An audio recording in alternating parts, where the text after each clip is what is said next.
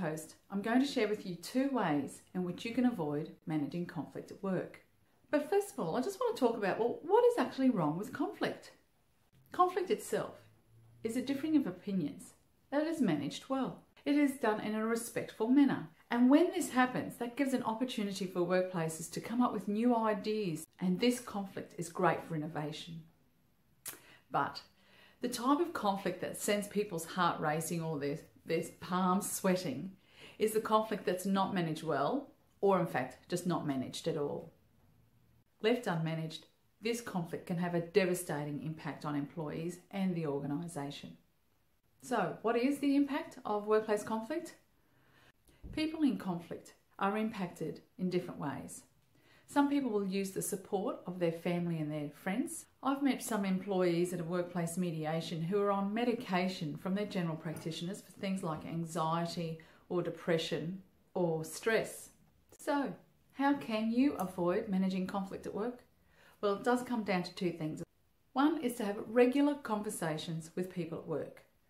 So if you're a team leader, to have a regular chat with people in your team about how they're going personally, how their work is progressing, are there any obstacles in the way for them meeting timeframes or KPIs, then having these regular conversations will give you an idea as to how the person is travelling. Having these regular chats is a great way to avoid conflict because you know what's going on for the people.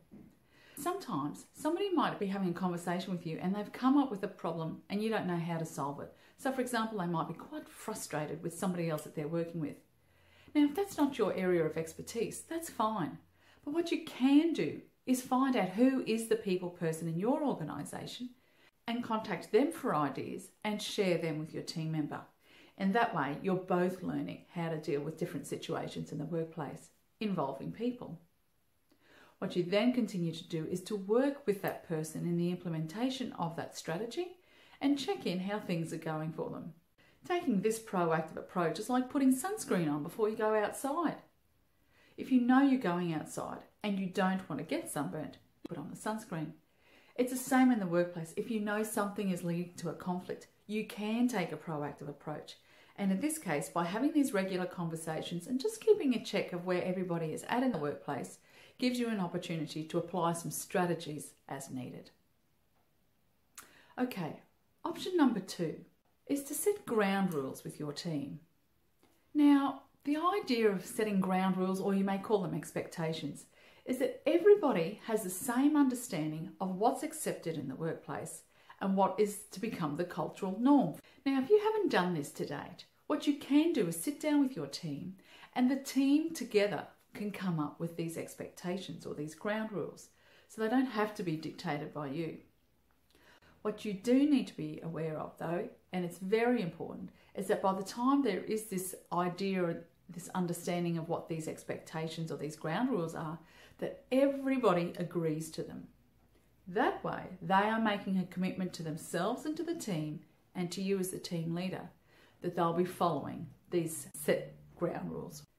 Now, let's say you are having conversations as per point 1 with your team member, regular conversations or regular chats, and you identify that somebody is not following the ground rules.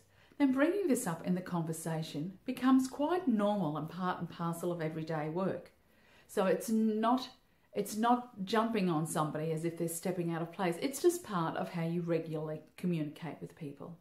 Taking this proactive approach by using these 2 strategies are important ways and valuable ways that you can use to be able to manage workplace conflict and in fact avoid workplace conflict because you're taking a proactive step to assist people before things get beyond their control.